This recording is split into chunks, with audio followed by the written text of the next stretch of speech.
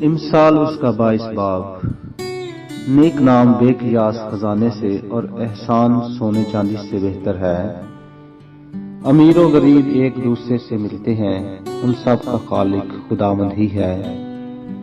ہوشیار بلا کو دیکھ کر چھپ جاتا ہے، لیکن نادان بڑے چلے جاتے اور نقصان اٹھاتے ہیں۔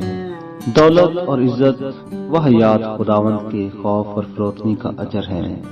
گجروں کی راہ میں کانٹے اور پھندے ہیں، جو اپنی جان کی نگہبانی کرتا ہے ان سے دور رہے گا۔ لڑکے کی اس راہ پر تربیت کر جس پر اسے جانا ہے، وہ بوڑھا ہو کر بھی اس سے نہیں مڑے گا۔ مالدار مسکین پر حکمران ہوتا ہے، اور قرض لینے والا قرض دینے والے کا نوکر ہے۔ جو بدی بوتا ہے مصیبت کاٹے گا، اور اس کے قہر کی لاٹھی ٹوٹ جائے گی۔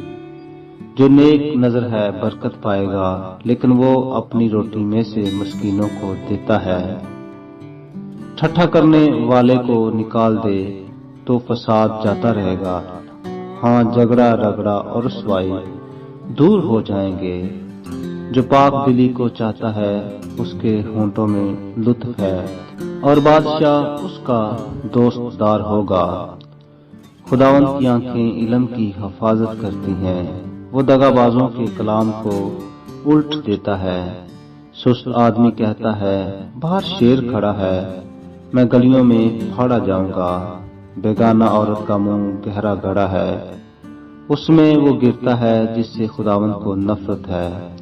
حماقت لڑکے کے دل سے وابستہ ہے، لیکن تربیت کی چھڑی اس کو اس سے دور کر دے گی۔ جو اپنے فائدہ کے لیے مسکین پر ظلم کرتا ہے اور جو مالدار کو دیتا ہے یقیناً محتاج ہو جائے گا۔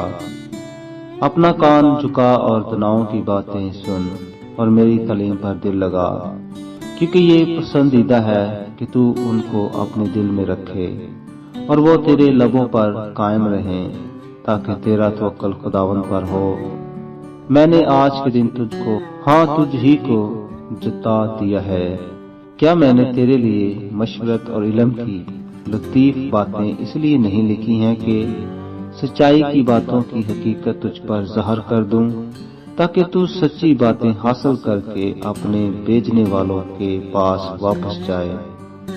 مسکین کو اس لیے نہ لوٹ کہ وہ مسکین ہے، اور مصیبت زدہ پر عدالت گاہ میں ظلم نہ کر، کیونکہ خداوند ان کی وکالت کرے گا اور ان کے غیرت گروں کی جان کو غارت کرے گا۔ غصہ ور آدمی سے دوستی نہ کر، اور غضبناک شخص کے ساتھ نہ جا۔ مبادا تو اس کی روشیں سیکھے اور اپنی جان کو پھندے میں پھنسائے۔ تو ان میں شامل نہ ہو جو ہاتھ پر ہاتھ مارتے ہیں، اور نہ ان میں جو قرض کے ضامن ہوتے ہیں، کیونکہ اگر تیرے پاس ادا کرنے کو کچھ نہ ہو تو وہ تیرا بستر تیرے نیچے سے کیوں کھینچ لے جائیں۔ ان قدیم حدود کو نہ سرکا جو تیرے باپ دادا نے باندھی ہیں۔ تو کسی کو اس کے کام میں محنتی دیکھتا ہے، وہ بادشاہوں کے حضور کھڑا ہوگا، وہ کم قدر لوگوں کی خدمت نہ کرے گا۔ آمین۔